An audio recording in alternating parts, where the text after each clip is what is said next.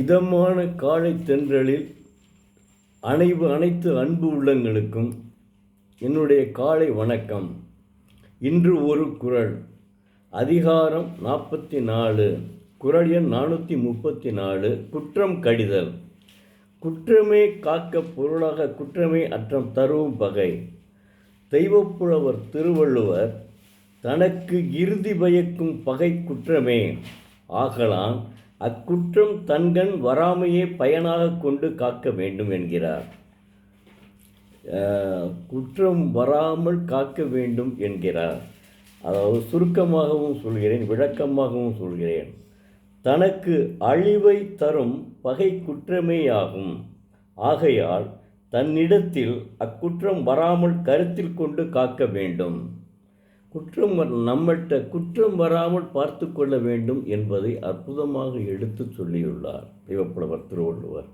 அதாவது திரைப்பட கவிஞர் கூட உன்னை சொல்லி குற்றமில்லை, என்னை சொல்லி குற்றமில்லை, காலம் செய்த கோலமடா, கடவுள் செய்த குற்றமடா என்கிறார். இக்குறள் இப்போதைய சூழ்நிலைக்கு பொருந்தும். இன்றைய சூழ்நிலைக்கு இந்த குறள் நிச்சயமாக பொருந்தும். உன்னை சொல்லி குற்றமில்லை, என்னை சொல்லி குற்றமில்லை, காலம் செய்த கோலமடா, கடவுள் செய்த குற்றமடா என்கிறார். இதுதான் இதனுடைய அர்த்தம், புரிஞ்சுக்கிறேங்க. அதுக்கடுத்து அதிகாரம் 49, காலம் அறிதல். குறள் எண் 484. காலம் கருதினும் கைகூடும், காலம் கருதி இடத்தால் செய்யன். தெய்வப்புலவர் திருவள்ளுவர் ஒருவன் ஞாலம் முழுவதும் தானே ஆள கருதினாயினும் அஃது வையகத்தாம், அதற்கு செய்யும் வினையை காலம் அறிந்து இடத்தோடு பொருந்தா செய்வானாயின் என்கிறார்.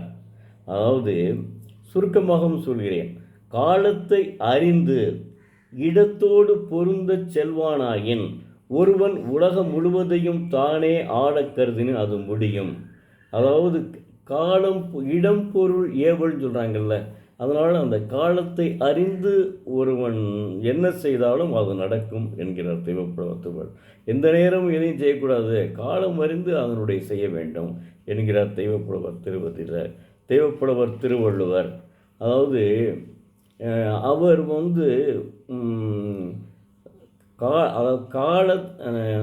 காலத்தை அறிந்து இடத்தோடு பொருந்தி செய்வானாயின் ஒருவன் உலகம் முழுவதையும் தானே ஆள கருதினும் அது முடியும்.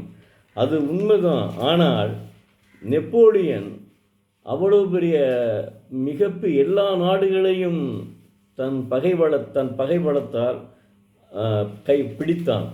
கடைசியில் அவன் என்ன ஆனான்? கடைசியில் அவன் என்ன சொல்லியிருக்கான்? ஊர்வலத்தில் போகையில் 2 எனக்கு செய்யக்கூடிய சவப்பெட்டி அவன் சொல்லியிருக்கான். அவருக்கு செய்யக்கூடிய சவப்பெட்டி 2 பக்கமும் கைகளை நீட்டிக்கொண்டே இருக்க வேண்டும், மக்கள் பார்க்க வேண்டும், என்கிட்ட கையில் ஒன்றுமே இல்லை அப்படின்னு பார்க்க வேண்டும். அதை நிரூபிப்பதற்காகவே நான் இந்த மாதிரி இதை செய்ய சொல்லியிருக்கேன், சவப்பெட்டியை அப்படின்னு சொன்னான். வெறுங்கையோடு தானே போகிறேன், இவ்வளவு நாளையும் நீ அவ்வளவு பேர் பகைமைனா என்ன சர்வசாரம் கிடையாது, எத்தனை பேரை சுட்டு வீழ்த்துறது, இதெல்லாம் வீழ்த்தி கடைசியில் பார்த்தீங்கன்னா நீ என்ன செய்கிற? நீ போகையில் சாகையில் வெறுங்கையோடு தான் போகிற. அதெல்லாம் மக்கள் உணர்ந்துக்கிறணும், நாட்டில் உள்ளவர்களும் உணர்ந்துக்கிறணும், குறிப்பாக மன்னர்கள் உணர்ந்துக்கிறணும். அந்த காலத்தில் அவர் எழுதியிருக்காரு. இப்போ நாட்டை ஆள்பவர்களும் உணர்ந்துக்கிறணும். எந்த நாட்டையும் ஆண்டாலும் சரிதான், எவனாக இருந்தாலும் சரிதான், அவன் உணர வேண்டும். இதெல்லாம் நமக்கு தேவையா? நம்ம உண்டு, நம்ம வேலை உண்டு, நம்மளுடைய நாடு நல்லா இருக்கா, செழிப்புற இருக்கிறதா அப்படின்னு பார்க்கணும். அதுதான் ஒரு மனிதனுடைய நல்ல எண்ணம். அதுவும் குறிப்பாக ஒரு பிரதம மந்திரியோ அல்லது மாநிலத்தினுடைய முதலமைச்சரோடக்கோ இது இருக்க வேண்டும். எந்த நாடாக இருந்தாலும் சரி, நான் இந்தியாவை மட்டும் சொல்கிறேன் இல்லை, எந்த உலகத்திலுள்ள எந்த நாடாக இருந்தாலும் இதையெல்லாம் நம்மளுடைய மக்களுக்கு நல்ல செய்ய வேண்டும் அப்படின்னு யோசிக்க. நெப்போலியனா படித்து பார்க்கணுங்க, அப்போ தாங்க அவனுக்கு தெரியும், அறிவு வரும். முதல்ல திருக்குறளை படித்தாலே போதுங்க. திருக்குறள் சமய சார்பற்ற நூல். எல்லா மதத்தினர் வீட்டிலும் திருக்குறள் இருக்க வேண்டும். அப்படி தமிழர்கள் வீட்டில் திருக்குறள் நிச்சயமாக இருக்க வேண்டும், இருந்தால் நன்றாக இருக்கும். அடுத்து ஒரு குறள் 52 517 அதிகாரம் 52 தெரிந்து வினையாடல்.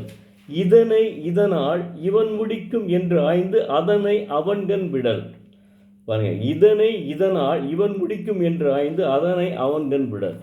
என்ன மாதிரி சொல்லியிருக்காரு பாருங்க தெய்வப்புலவர் திருவள்ளுவர். இந்த தொழிலை இக்கருவியால் இன்னவன் முடிப்பான் என்று ஆராய்ந்த பிறகு அத்தொழிலை அவனிடம் ஒப்படைக்க வேண்டும் என்கிறார்.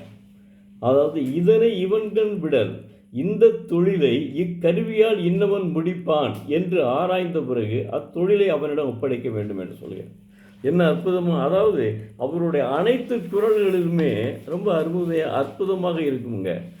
நமது மண்வாசம் என்ற ஒரு மாத இதழ் வந்து கொண்டு இருக்கிறது.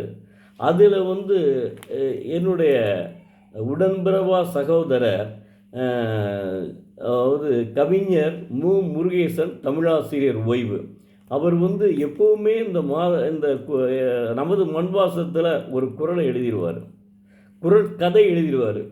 ஒரு கதையை சொல்லி அந்த குறளை விளக்குவார். அதாவது நான் முதல்ல அப்படி தான் சொல்லிட்டு இருந்து கொஞ்சம் லைட்டாக சின்ன கதையாக சொல்லுவேன். இப்போ அதோட டைமில் நிறைய குறள் இது பண்ண வேண்டியது இருக்குது, சொல்ல வேண்டியது இருக்குல்ல, மக்கள்கிட்ட போய் சேர்ந்துட்டா கொஞ்சம் நல்லா இருக்குமே மக்களிடம் அப்படின்னு நினைக்கிறேன். அவர் என்ன சொல்லுவார், எப்போவுமே ராமசாமி லட்சுமணன் ஒருத்தர் 2 பேரும் சொல்லுவார். இந்த ராமசாமி லட்சுமணனும் நல்ல நண்பர்கள். அவங்க 2 பேரும் நடைபயிற்சி போயிட்டுருக்கையிலேயே அப்போ அவன் சொல்கிறான், லட்சுமணனுடைய மகன் ஒரு கந்து வட்டிக்கு கொடுப்பவனோட நண்பனாகிடுறான். அவனுக்கு கல்யாணம் பண்ணி குழந்தையெல்லாம் இருக்குது, கல்யாணம் பண்ணி இருக்குது, அவன் நண்பனாகிடுறான். அவனோட அந்த லட்சுமணன் மகன் ஒருத்தன் நண்பனாகிடுறான். நண்பனாகனா எப்படியாப்பட்ட ஆள்கிட்ட நண்பனாகிருக்கான்னு பாருங்கள். அதாவது ஒருத்தன் கந்து வட்டி கொடுக்கக்கூடியவன், கந்து வட்டி கொடுக்கக்கூடிய எவ்வளவு இருக்கிறதுலேயே மோசமான தொழில் கந்து வட்டி தான். அவன்கிட்ட போய் எப்படி சேர்றான்னா, அவனுக்கு டெய்லி தண்ணி வாங்கி ஊற்றுறது, இப்போ ஏதாவது பணம் கொடுக்கலைன்னா அவனை அடித்து இது பண்ணிக்கிறது, வீழ்த்திக்கிறது, அடியாள் மாதிரி போய் சேர்ந்துருக்கான். இதை அவர் லட்சுமணனும் திட்டியிருக்காரு, இப்படிலாம் செய்யக்கூடாது, நீ நல்லா இருக்கணும், டெய்லி குடிச்சிட்டுலாம் வரக்கூடாது அப்படின்னு சொல்லி தெரிஞ்சிருக்காரு. அவருடைய மனைவி, இவருடைய லட்சுமணனுடைய மருமகளும் அவளை திட்டியிருக்கா. மருமகன் என்ன சொல்லியிருக்கான்னா, அதாவது இவருடைய மனைவி அந்த லட்சுமணனுடைய மருமகள் இருக்கார்ல, அவளுமே திட்டியிருக்கா, நீ இப்படி டெய்லி குடிச்சிட்டு நல்லா இருந்த, ஏன் அவனோட சேர்ந்து கெட்டு போகிற அப்படின்னு சொல்லி திட்டியிருக்கா. அதனையும் அவர் கேட்காம, மறுபடியும் அவன் கேட்காம, உங்களெல்லாம் நான் கேட்க முடியாது, இதென்ன இது, நான் என்னுடைய இது நான் செஞ்சுக்கிறேன் அப்படின்னு சொல்லிட்டு போயிட்டே இருப்பான். அப்புறம் என்ன செஞ்சார், லட்சுமணன் அந்த ஊர் பிரசிடென்ட்டையும் சொல்லியிருக்காரு, பஞ்சாயத்து தலைவர் இருக்கார், அவர்கிட்டையுமே சொல்லியிருக்காரு. அவன் அதெல்லாம் யாரையுமே சட்டை பண்ணலை. அதுதான் அதற்கு ஒரு திருக்குறள் சொல்லியிருக்காப்புல.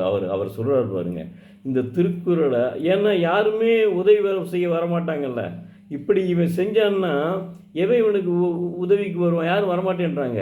ஆனால் இந்த போலீஸ் இவங்க 2 பேர்த்தையும் அரெஸ்ட் பண்ணிட்டு போயிடுது. போலீஸ் அரெஸ்ட் பண்ணிட்டு போயிடுது. அவன் செல்வாக்கு உள்ளவன், எந்த செல்வாக்கு உள்ளவன் அல்லவா, அவன் கந்து வட்டி விடுறவன். அதனால் அவனை என்ன செஞ்சிட்டாங்கன்னா ரிலீஸ் பண்ணி விட்டாங்க. இவனை போய் யாருமே ஜாமீன் எடுக்க முன் வரவில்லை. இவன் எல்லாத்தையும் தான் பேசுகிறானே. அதுக்கு தான் இவர் குறள் ஒன்று சொல்கிறார், அற்புதமாக சொல்கிறாரு. அதாவது நம்ம குறளை 868 குறள் நம்பர். அதாவது என்ன சொல்கிறார் அவர்னா, தெய்வப்புலவர் திருவள்ளுவர் குறளை உதாரணம் காட்டுகிறார். அதாவது குணநிலனாய் குற்றம் பலவாகின் மாற்றால் கிண நிழலாம் ஏமா புடைத்து. குறள் எண் 868. அதாவது குணக்கேடராகவும் குற்றங்கள் மடிந்தவராகவும் ஒருவர் இருந்தால் அவர் பக்கத்துணைகளை இழந்து பகைவரால் எளிதாக வீழ்த்தப்படுவார் என்கிறார். இது குறள் வழி நடந்தால் இந்த துயரம்லாம் வந்திருக்காது அப்படின்னு சொல்கிறார். இவரை எனக்கு ரொம்ப பிடிக்குங்க. காரணம், நான் உண்மையிலேயே எப்பவுமே சிரித்த முகத்துடன் இருப்பார். இவர் ஒரு தமிழாசிரியர், தமிழாசிரியர் அல்லவா. பெரும்பாலும் தமிழாசிரியர்கள்லாம் நல்லா தாங்க இருக்காங்க எல்லாரும். ஏன்னா நம்ம தமிழ் பேராசிரியர் ஞானசம்பந்தன் ஐயா அவர்களும் அற்புதமாக இருக்காங்க. இவர் ஒரு தமிழாசிரியர், அவர் நல்லா தான் இருக்கார். அவர் மாதம் மாதம் இவர் நம்முடைய கலைமாமணி முனைவர் கு ஞானசம்பந்தன் அவர்களும் இந்த மண் வாசகத்தில் பேத்திக்கு கதை சொல்கிற மாதிரி அற்புதமான நிகழ்ச்சிகளையெல்லாம் சொல்லுகிறார் அவர். அந்த மாதிரி நமது மண் வாசமும், அதாவது காந்தி வழி சீடர், அற்புதமான மனிதர் திருமலை அவருடைய இதை நான் புத்தக வெளியீட்டு விழாவை 5 விரலோ 6 விரலோ என்னமோ ஒன்று போட்டிருந்தாப்புல ஒரு புத்தகம், அதுக்கு நான் போயிருக்கேன். அவ்வளோ அற்புதமான மனிதர் அவருங்க. அதாவது என்னுடைய நண்பர் ஒருத்தர் இருந்தால் என் கூட வேலை பார்த்தாரு, நாகராசன் சொல்லிட்டு, கேகேஎன் ராஜன் சொல்லிட்டு, கேகேஎன் ராஜன் இப்போ அவர் இல்லை, நவ் இஸ் நோ மோர், அவர் இப்போ இல்லை, இறந்துட்டார். அவர் நான் தமிழ்நாடு நான் இதில் சேரையில் உறுப்பினராக சேரையில் அந்த ஆசிரியர் மரியாதைக்குரிய அவர் திருமலை அவர்கள் அவர் கேட்டார், சார் நீங்கள் குடிநீர் வடிகால் வாரியம் சொன்னீங்களே அவர் தெரியுமா அப்படின்னு கேட்டார். அவர் என் பக்கத்து சீட்டு தாங்க அப்படின்னு சொன்னேன், என் பக்கத்தில் தான் உட்காந்துருப்பார் அப்படின்னு சொன்னேன். அந்த மாதிரி ஒரு நல்ல ஒரு புத்தகம் இது. நமது மண் வாசம் நீங்கள் எல்லாருமே வாங்கி படிக்கலாம். அற்புதமாக ஒவ்வொரு கட்டுரையிலுமே அற்புதமாக இருக்கும். அதில் குரல்வழி கதை தினந்தோறும் ஒவ்வொரு மாதமும் இவர் தான் சொல்லுவார், அற்புதமாக இருக்கும். இப்படி இவரை போனவர்கள் இந்த மாதிரி புத்தகத்தில் எழுதையில், இதழில் எழுதையில் இதை படித்தான்னு வைங்க, அப்போ அவங்களுக்கு தெரியும் இவரால் இந்த என்னுடைய உடன்பிறவா சகோதரர் கவிஞர் முருகேசனால் ஒரு 10 பேரையாவது மாற்ற முடியும். அதனால் சொல்கிறேன், இதெல்லாம் படிங்க நீங்கள் தயவுசெய்து. இந்த தமது மண் வாசம் அதாவது மாத இதழ் தான். நீங்கள் மொத்தமாக பணம் கட்டிட்டீங்கன்னா மாத இதழ் அது பாட்டுக்கு வந்துகிட்டே இருக்கும். நீங்கள் பாட்டுக்கு நல்லா படிக்கலாம், ரொம்ப அருமையாக இருக்கும், ஃபஸ்ட் கிளாஸாக இருக்கும் படிக்கிறதுக்கு. இப்படி இதெல்லாம் கேட்க முடியும்ல, அதற்காக சொல்லுகிறேன். நன்றி, வணக்கம். நாளை மீண்டும் பார்ப்போம்.